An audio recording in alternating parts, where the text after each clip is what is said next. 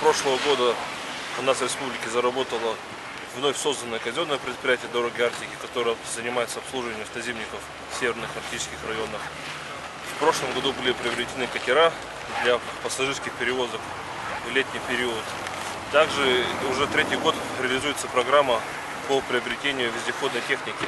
У нас в 2015 году было приобретено рекордное количество вездеходной техники, это 23 единицы различных модификаций для 15 арктических, северных и труднодоступных районов нашей республики. Но здесь мы исходили и при выборе марки вездеходной техники, исходили в первую очередь из потребностей. Какая необходима марка именно в конкретном районе для успешной, хорошей эксплуатации вездеходной техники. Был проанализирован ряд различных модификаций вездеходной техники, проведены несколько круглых столов, ряд совещаний. Все нюансы были рассмотрены и учтены, начиная от технических характеристик и заканчивая условиями эксплуатации именно вот в конкретном районе.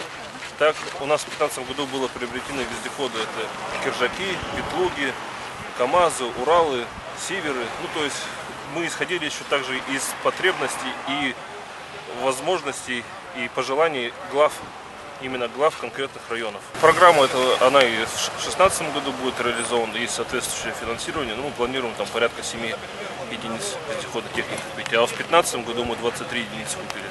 В 2015 году. Общая сумма составила порядка 78 миллионов.